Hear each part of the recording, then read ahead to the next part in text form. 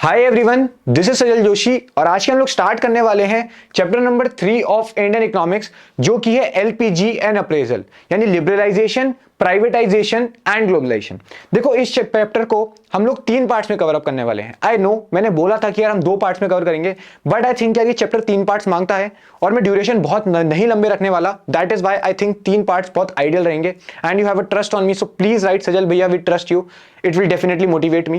And यार जो already 2 chapter के पहले हमने कवर कर रखे हैं पार्ट्स, उसकी पूरी प्लेलिस्ट मैंने बना रखी है उन चैप्टर्स की, तो आप प्लेलिस्ट में जाके पूरा चेकआउट कर सकते हो, फिर आप ये चैप्टर पे आ सकते हो। ठीक है, तो स्टार्ट करते हैं आज की वीडियो। कहते तू होता कौन है कहने वाला, कहते कौन बातें तेरी सुनने वाला, मुझको ना लेना देना इससे जितने नकली बैठे घर पे सबको एक साथ किया डिसमिस।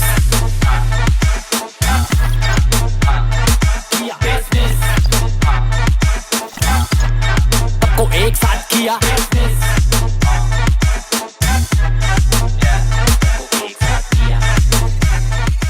इससे पहले जो 2 चैप्टर हमने पढ़े थे उसमें हमने क्या पढ़ा था? पहले हमने पढ़ा 1757 पे ब्रिटिशर्स जब हमारी इकोनॉमी में आए तो उन्होंने हमारी इकोनॉमी को पूरी तरीके से हड़प लिया था और एक्सप्लॉइट करा था, यानी नुकसान पहुंचाया था, जिस वजह से उन्होंने हमारी इकोनॉमी को एक बैकवर्ड या फिर पिछड़ी हुई इकोनॉमी बना दिया था। उसके बाद हमने देखा कि जब 1947 पे हमारी कंट्री को आजादी मिली तो 1950 से लेके 1990 तक हमारी कंट्री में हमने कुछ पॉलिसीज लॉन्च करी सो दैट जो हमारी गिरी हुई इकोनॉमी है उसको हम लोग वापस ऊपर उठा सकें। क्या भैया जो वो पॉलिसीज लाई गई थी वो सक्सेसफुल रही थी? क्या उसका जो कंट्रीब्यूशन आना चाहिए था पॉजिटिव, वो फुल पोटेंशियल के साथ आया था? वो नहीं आया था। इसलिए तो एलपीजी, लिबरलाइजेशन, प्राइवेटाइजेशन, ग्लोबलाइजेशन या फिर न्यू इकोनॉमिक पॉलिसी या फिर न्यू इकोनॉमिक रिफॉर्म्स, तीनों एक चीज है, तो उसका पूरा पॉजिटिव कंट्रीब्यूशन हमको देखने को नहीं मिला। अभी हम समझेंगे क्या क्या हुआ था, बट इसी वजह से क्या हुआ, फिर हमें एक एलपीजी लानी पड़ी क्योंकि हम लोग बहुत क्राइसिस में आ गए थे। And this chapter is very interesting. ठीक है, ये बहुत इंटरेस्टिंग चैप्टर है एंड अपन लोग इसको बढ़िया करके पढ़ेंगे। एक मैं आपसे पता नहीं, आई डोंट नो व्हाई यार, ना मैं आपको जानता हूं ना आप मुझे अच्छे से जानते हो, बट आई नो यार हर एक बंदा जो वहां पे वीडियो देख रहा है, no I have the trust on you कि जितना भी आपके साथ अभी जो प्रेशर हो रहा है ना, ये चीजें चल रही हैं, ये एक बहुत कॉमन चीज है हर बच्चे के साथ। सो प्लीज होप मत खोना, अपन लोग बढ़िया करके हाफ ईयरली से पहले सिलेबस निपटाएंगे, सब कुछ कवर अप करेंगे एंड जो हमें स्कोर रिजल्ट अचीव करना है उसको हम लोग करेंगे। राइट, तो अब हम बात कर लेते हैं यार इंट्रोडक्शन की। हम देख लेते हैं क्या पढ़ना है। ये सिर्फ एक ओवरव्यू है, चैप्टर अभी स्टार्ट नहीं हुआ, जस्ट एक ओवरव्यू इंट्रोडक्शन। देखो, इससे पहले हमने क्या पढ़ा था, हमारी इकोनॉमी जब आजाद हुई थी तो हमारे पास ऑप्शंस थे कि हम कौन से इकोनॉमिक सिस्टम को चूज करें, और हमने चूज करा था mixed economic system. Mixed economic system में हमें पता है प्राइवेट सेक्टर और पब्लिक सेक्टर दोनों इंपॉर्टेंट रोल प्ले करती है। एंड सेकेंडली ना, ये चीज एक गलत मिथ बना के रखी थी, क्योंकि ऐसा कभी नहीं हुआ। हमेशा प्राइवेट सेक्टर ने ही डोमिनेट करा, हमेशा प्राइवेट सेक्टर ने ही लीडिंग रोल रखा इंडियन इकोनॉमी के डेवलपमेंट के ऊपर, और पब्लिक सेक्टर को हमेशा से इग्नोर करते रहे। सेकेंडली यार, हमने एक इंपोर्ट सब्स्टिट्यूशन की पॉलिसी लगाई थी, अगर आपको याद हो, जिस वजह से हमने बोला था कि हम लोग कुछ भी इंपोर्ट नहीं करेंगे, हम लोग सिर्फ और सिर्फ खुद से डोमेस्टिक प्रोडक्शन करेंगे। इन पॉलिसीज, इन रेस्ट्रिक्शंस की लगाने की वजह से क्या हुआ था, हमारी जो ग्रोथ प्रोसेस थी इकोनॉमी की, वो बहुत ज्यादा हैम्पर हुई थी या बहुत ज्यादा रुक गई थी इस रेस्ट्रिक्शंस और पॉलिसीज को लगाने की वजह से। तो यहीं पे लिखा हुआ है कि since independence India followed mixed economy, यानी जहां पे पब्लिक सेक्टर और प्राइवेट सेक्टर दोनों इंपॉर्टेंट रोल प्ले करते हैं, but in reality public sector dominated. But reality में हमेशा पब्लिक सेक्टर ने ही डोमिनेट करा। उसके बाद बोल रहा है huge license and restrictions hampered the growth of Indian economy, यानी जितने भी लाइसेंसेस और जितने भी रेस्ट्रिक्शंस हमने लगा रखे थे इंडस्ट्रीज के ऊपर, आपको पता होगा कि कोई भी नई इंडस्ट्री सेटअप चाहिए तो तुम्हें लाइसेंस चाहिए, तुमको एक्सपेंशन करना है तो तुमको लाइसेंस चाहिए, तुमको डाइवर्सिफाई करना है तो भी तुमको लाइसेंस चाहिए। तो इतने रेस्ट्रिक्शंस लगाने की वजह से हमारी ग्रोथ प्रोसेस बहुत ज्यादा हैम्पर हो रही थी। और ये ना, ये जो ओवरव्यू दे रहा हूं इसको याद रखने की बिल्कुल जरूरत नहीं है, बस हम एक ओवरव्यू के लिए ले रहे हैं जो बुक में दिया है, बट हमें चैप्टर अभी स्टार्ट नहीं हुआ है। उसके बाद हम देखते हैं, but according to some scholars, कुछ स्कॉलर्स ने क्या बोला ना, ये जो रेस्ट्रिक्शंस लगाए गए थे सही थे, क्योंकि इस वजह से we were able to diversify our industrial sector, यानी हम डाइवर्सिफाई कर पाए थे। जो इंपोर्ट सब्सिट्यूशन में पॉलिसी लगाई थी उस वजह से हम लोग इंजीनियरिंग गुड्स, हम लोग ऑटोमोबाइल इंडस्ट्रीज, इन सबको भी प्रोड्यूस कर पा रहे थे। सेकेंडली फूड सिक्योरिटी, आपको याद होगा हमने ग्रीन रिवॉल्यूशन लॉन्च करा था 1950 से लेकर 1990 के बीच में, उस वजह से हम लोग सेल्फ सफिशिएंट हो गए थे और हमने फूड सिक्योरिटी अटेन कर ली थी और हमें किसी के ऊपर डिपेंड होने की जरूरत नहीं पड़ती थी। So this was just an overview. हमारा चैप्टर अब मेन स्टार्ट होता है जो हमें पढ़ना है, तब तक आप इसको नोट कर लो अच्छे से।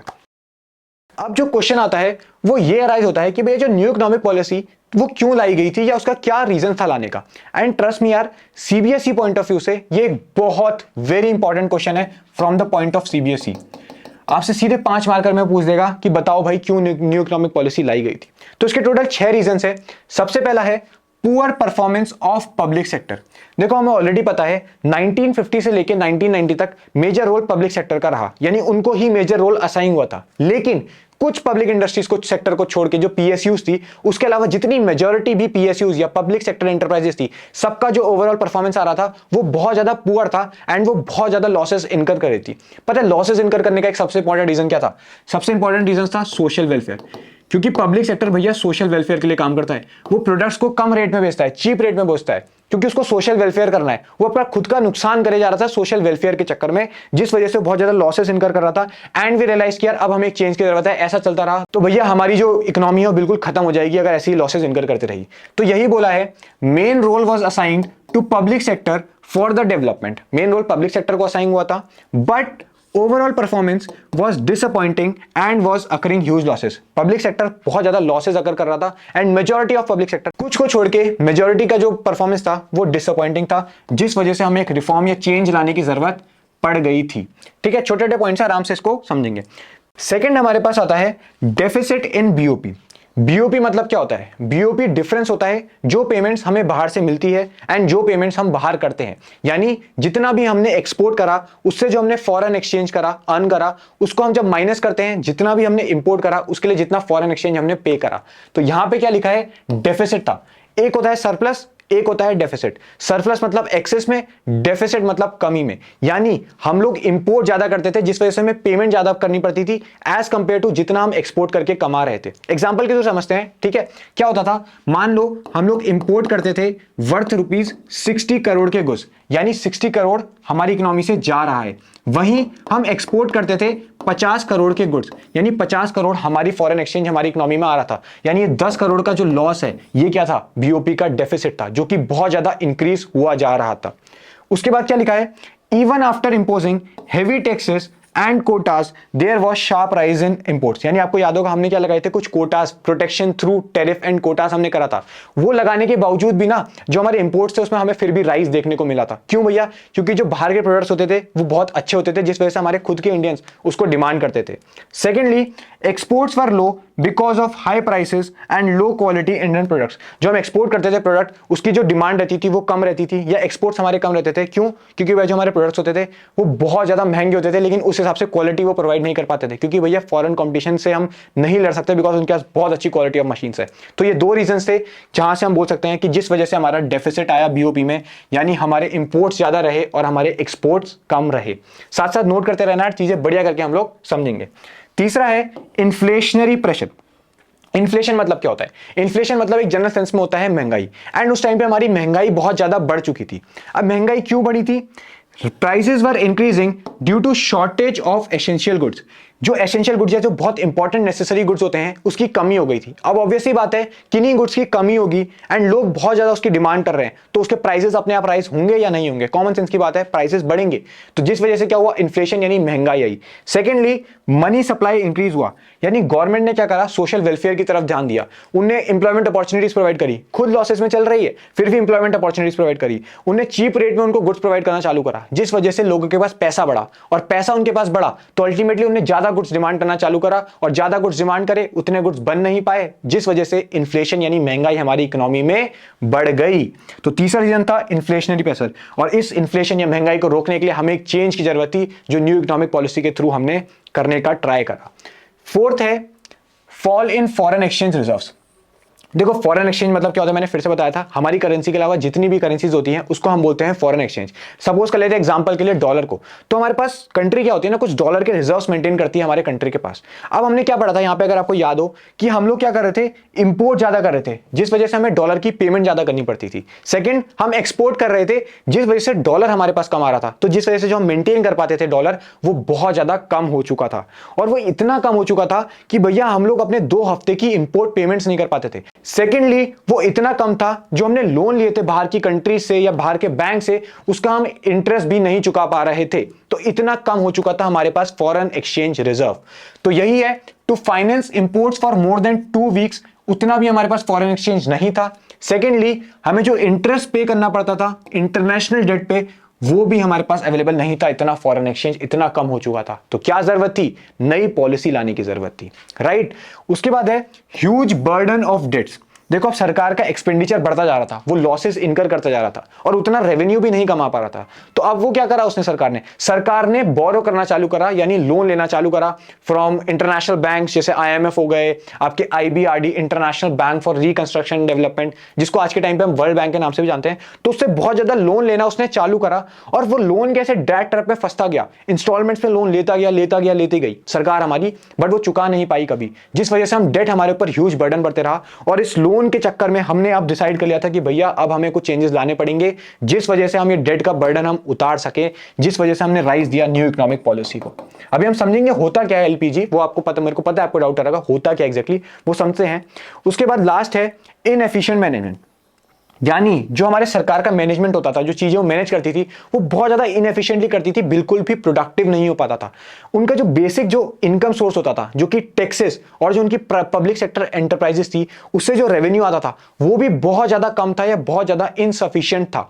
सेकेंडली पता है क्या हुआ, जो सरकार ना लोन लेती थी वो पता है किसके लिए यूज करती थी, कंजम्पशन नीड्स पूरी करने के लिए, ना कि डेवलपमेंटल एक्टिविटीज। अब यार सरकार किसी से लोन ले रही है फॉरेन बैंक से, तो क्यों ना वो ऐसी डेवलपमेंटल एक्टिविटीज, ऐसी इनोवेटिव एक्टिविटीज में लगाए जिससे हमारी इकोनॉमी ग्रो कर सके एंड हम जो भी हम बर्डन में अभी हैं उसको उतार सके। बट उस चीज पे नहीं करा गया। किस पे करा गया? अपनी कंट्री की कंजम्पशन नीड, जो हमें रोजमर्रा के खर्चे होते हैं उसके लिए करा गया, जिस वजह से बहुत ज्यादा इनएफिशिएंट मैनेजमेंट हमको देखने को मिला।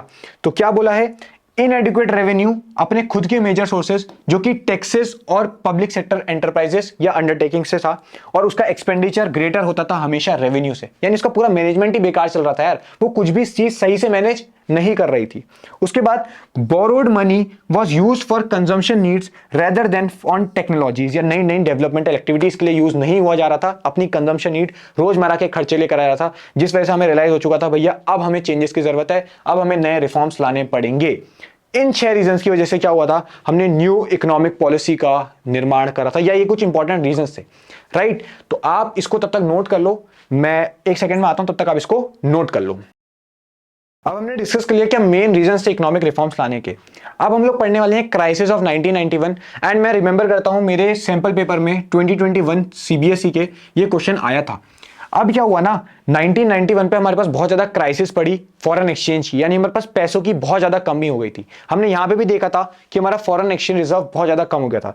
इस वजह से क्या हुआ ना, हमारी सरकार ने अप्रोच करा वर्ल्ड बैंक, जिसको हम लोग IBRD international bank for reconstruction and development के नाम से भी जानते हैं, and IMF international monetary fund के पास अप्रोच करा कि भैया हमको लोन की जरूरत है। और कितने के लोन इनने मांगा? इनने मांगा $7 बिलियन का। अब IMF और वर्ल्ड बैंक ने पता क्या कहा, हम आपको लोन दे देंगे, लेकिन अब आपको अपनी इकोनॉमी में रिफॉर्म्स लाने पड़ेंगे। और वो रिफॉर्म्स क्या थे? Liberalisation, privatisation and globalisation. तो ये लोन लेने के चक्कर में ही हमें हाथों हाथ क्या करना पड़ा, अपनी इकोनॉमी को चेंज करना पड़ा, रिफॉर्म्स लाने पड़े, लिबरलाइजेशन, प्राइवेटाइजेशन एंड ग्लोबलाइजेशन। और इसमें एक इंपॉर्टेंट पॉइंट ये है कि उस टाइम पे जो हमारे फाइनेंस मिनिस्टर थे वो थे श्री मनमोहन सिंह जी, राइट। ये हमें पता होना चाहिए, वन वर्ड में आ सकता है। तो यही बोला, Indian government approved for loan to IBRD international bank for reconstruction and development, जिसको हम वर्ल्ड बैंक भी बोलते हैं। सेकेंडली IMF, जिसको हम इंटरनेशनल मॉनेटरी फंड भी बोलते हैं, जिनसे हमने $7 बिलियन का लोन लिया, जिसके बदले में इन लोगों ने क्या डिमांड करा कि आप लिबरलाइजेशन करो, प्राइवेटाइजेशन करो और ग्लोबलाइजेशन करो। अब इसके नेक्स्ट स्लाइड में हम देखेंगे होता क्या है 3 चीजें। तो ये करने के लिए कहा, और उस टाइम पे हमारे फाइनेंस मिनिस्टर कौन थे? मनमोहन सिंह जी, जिनने स्टीयर अवे करा इकोनॉमिक क्राइसिस को, यानी जो हमारी इकोनॉमिक क्राइसिस चल रही थी उसको मार भगाया या फिर उसको हटा दिया बोल सकते हैं। मतलब जो इकोनॉमिक क्राइसिस चल रही थी उसको हटा दिया और हमारी इकोनॉमी को वापस अच्छी इकोनॉमी बना दिया। तो ये इंपॉर्टेंट डेटा है कि मनमोहन सिंह जी उस टाइम पे फाइनेंस मिनिस्टर थे, वन वर्ड में आ सकता है। तो ये क्राइसिस ऑफ 1991 के बारे में एक स्टोरी पता होनी चाहिए, राइट। तो अब इसको नोट कर लो, मैं एक सेकंड के लिए हट जाता हूं। अब हमने डिस्कस कर लिया कि क्राइसिस ऑफ 1991 में क्या हुआ था, जिस वजह से हमें क्या करनी पड़ी, न्यू इकोनॉमिक पॉलिसी यानी LPG को अडॉप्ट करना पड़ा। अब हमारे पास आते हैं 2 टाइप के मेजर्स न्यू इकोनॉमिक पॉलिसी के, 2 टाइप्स ऑफ मेजर्स। जिसमें सबसे पहले पास हमारे पास है स्टेबलाइजेशन मेजर्स। स्टेबलाइजेशन मेजर्स हम किसको बोलते हैं? उन मेजर्स को जो हम शॉर्ट टर्म के लिए बनाते हैं या जिसपे हम शॉर्ट टर्म पे फोकस करते हैं। जिसपे हमने शॉर्ट टर्म पे क्या क्या फोकस करा? सबसे पहला करेक्टिंग बीओपी डेफिसिट, यानी जो हमारे पास पेमेंट्स आ रही थी फॉरेन एक्सचेंज की वो कम थी और जो जा रही थी वो ज्यादा थी, जिस वजह से हमारा बैलेंस ऑफ पेमेंट जो हमने पढ़ा अभी वो डेफिसिट में चला गया था। तो उसको मेंटेन करना या उसको बैलेंस करना या करेक्ट करना हमारा सबसे पहले छोटे टाइम पे ऑब्जेक्टिव हमारा वो था। सेकेंड, कंट्रोलिंग इन्फ्लेशन, यानी हमारी इकोनॉमी में महंगाई बढ़ते जा रही थी डे बाय डे, उसको कंट्रोल करना भी हमारे शॉर्ट टर्म मेजर के अंदर रखा गया। ये उतना इंपॉर्टेंट नहीं है बट हमें पता होना चाहिए, राइट। सेकेंड हमारे पास आया स्ट्रक्चरल रिफॉर्म मेजर्स, यानी इन रिफॉर्म्स में हमने किसके ऊपर फोकस करा? लॉन्ग टर्म फोकस रखा, यानी लॉन्ग टर्म ऑब्जेक्टिव हमने रखा। एंड इसमें हमने क्या क्या इंक्लूड करा? To improve efficiency of economy, यानी जो हमारी इकोनॉमी की काम करने की क्षमता है, हमारी इंडस्ट्रीज डेवलप हो रही है, उसका प्रोडक्शन बढ़ाना, उसकी प्रोडक्टिविटी बढ़ाना, ये हमने किसके ऊपर रखा? लॉन्ग टर्म मेजर्स के अंदर। Secondly, to increase international competition, यार उस टाइम पे पहले क्या होता था, जब बाहर की इंडस्ट्रीज नहीं आ रही थी या बाहर के साथ हमारा इंटरेक्शन नहीं हो रहा था तो हमारी इकोनॉमी में बिल्कुल भी कंपटीशन नहीं होता था, जिस वजह से हमारे वहां की जो इंडस्ट्रीज थी वो कंपटीशन ना फेस करने की वजह से अपने आप को इंप्रूव नहीं कर रही थी। तो कंपटीशन को इंक्रीज करना भी एक लॉन्ग टर्म विजन या लॉन्ग टर्म मेजर के अंदर रखा गया था। तो ये दो थे हमारे पे मेजर, जिसमें सबसे पहले था स्टेबलाइजेशन जो शॉर्ट टर्म मेजर रखा गया था। सेकेंडली स्ट्रक्चरल रिफॉर्म मेजर जिसमें हमने लॉन्ग टर्म मेजर रखा है, लॉन्ग टर्म पे हमने फोकस रखा। तो ये दो टाइप के मेजर्स हैं, उतने इंपॉर्टेंट नहीं है बट हाँ मैं फिर से बोलूंगा हमें पता होने चाहिए। तो इसको दो को आप नोट कर लो। अब हमारे पास आता है हमारा मेन टॉपिक जो कि थी new economic policy. New economic policy launch कब हुई थी? 1991 जुलाई में। और ये क्यों लाई गई थी? क्योंकि आईएमएफ और वर्ल्ड बैंक ने कंडीशन रखी थी कि हम आपको लोन तभी देंगे जब आप लिबरलाइजेशन, प्राइवेटाइजेशन और ग्लोबलाइजेशन करोगे। तो यही लिखा है। क्या बोलता है? It was launched on July 1991। इसके अंदर क्या आया था? लिबरलाइजेशन। लिबरलाइजेशन मतलब जितने भी हमने रेस्ट्रिक्शंस और जितनी भी हमने जो बोल सकते हैं लाइसेंसेस लगाए हुए थे प्राइवेट सेक्टर के ऊपर कि अगर उसको एक्सपेंड करना है तो भी उसको लाइसेंस चाहिए, उसको डाइवर्सिफाई करना है तो भी लाइसेंस चाहिए, उसको कोई नई इंडस्ट्री सेटअप करनी है तो भी उसको लाइसेंस चाहिए। इन सारे रेस्ट्रिक्शंस और जितनी भी एंट्री पे तुमने ग्रोथ में रेस्ट्रिक्शंस लगा रखी है उन सबको रिमूव करने को हमने क्या बोला? Liberalisation. So removal of entry and growth restrictions on the private sector, इसको हम बोलते हैं लिबरलाइजेशन। सेकेंड था प्राइवेटाइजेशन। प्राइवेटाइजेशन मतलब आपको पता होगा यार, पहले कोई जो बोल सकते हैं हम लोग पीएसयू होती है या फिर पब्लिक सेक्टर की कोई एंटरप्राइज होती है उसको हम चेंज कर देते हैं प्राइवेट सेक्टर में। इसको देखो दो तरीके से करा जाता है। एक तो या तो पूरी पीएसयू को आप ट्रांसफर कर दो प्राइवेट सेक्टर के पास, या सेकेंडली आप डिसइन्वेस्टमेंट्स कर दो। यानी आपने सुना भी होगा स्टॉक मार्केट में अगर आप किसी भी कंपनी के शेयर 51% तक खरीद लेते हो तो वो कंपनी के मेजॉरिटी शेयर होल्डर या उस कंपनी के ओनर आप हो जाते हो। तो सिमिलरली पीएसयू का 51% शेयर आप प्राइवेट सेक्टर को दे दो तो वो भी एक तरीका होता है प्राइवेटाइजेशन करने का। थर्ड है ग्लोबलाइजेशन। ग्लोबलाइजेशन मतलब होता है इंटीग्रेट करना अपनी नेशनल इकोनॉमी को वर्ल्ड इकोनॉमी के साथ। यानी उससे पहले यार हमने बहुत सारे रेस्ट्रिक्शंस लगाए थे इंपोर्ट एक्सपोर्ट करने पे, हमने बहुत सारे टैरिफ लगा रखे थे, हमने बहुत सारे कोटास लगा रखे थे, जिस वजह से हमारी इकोनॉमी का डेवलपमेंट नहीं हो पा रहा था और हम दूसरी कंट्रीज के साथ इंटरेक्ट नहीं कर पा रहे थे। इसका मतलब ये जनरल सेंस में होता है कि एक पूरा ग्लोबल विलेज बना देना जहां पे कोई भी बॉर्डर ना हो, सब अपना इंपोर्ट एक्सपोर्ट बढ़िया करके चले। इन सारी चीजों को हम क्या बोलते हैं? Globalisation. So integrating the national economy with the world economy is known as globalisation. So these are the three policies जो लाई गई थी न्यू इकोनॉमिक पॉलिसी के अंदर। अभी हम इसको डिटेल्ड एक्सप्लेनेशन करेंगे नेक्स्ट पार्ट के अंदर। ये एक जनरल ओवरव्यू देना था इस चैप्टर का, कुछ इंपॉर्टेंट पॉइंट्स यहाँ पे डिस्कस करने थे एक ओवरव्यू के लिए। एंड ट्रस्ट मी यार बहुत जल्दी इस चैप्टर को हम लोग निपटा देंगे। कोई भी डाउट आता है बिल्कुल कमेंट करना। So this is all for this video. I hope आपको सारी चीजें समझ में आएंगी। मिलते हैं तब तक नेक्स्ट पार्ट में। Till then all the best. पता है एक तेरे को एडवाइस दूं जिंदगी में, कभी भी एक्स्ट्रा बोलने का ट्राई मत करना। ये मत करना कि भैया मैं 2-3 चीजें और बोल दूं या वो भी और कर दूं, है ना। लेकिन यही होता है जब तुम हीरो बनने का ट्राई करो ना तो ऐसे ही होता है। मुझको इरादे दे पॉलिसी लाई गई थी। भाई कैसे होगा यार, जिंदगी कैसे चल रही है? कट रही है, एकदम कट रही है भैया जी, कट। कहते कौन तू होता कौन है, कहने कौन है, कहते कौन बातें तेरी सुनना। ओफो मेरे दिल में थोड़ी खाली सी जगह थी, यो तूने आके वो भी चुरा ली, कुछ कह भी ना सकी ये कैसी बेबसी, कुछ कहे वाइब वाइब वाइब है। नींद आ रही है यार भाई, मैं सो रहा हूँ। कहते तू होता कौन है कहने वाला, कहते कौन बातें तेरी सुनने वाला, मुझको ना लेना देना इससे जितने नकली बैठे घर पे सबको एक साथ किया डिसमिस,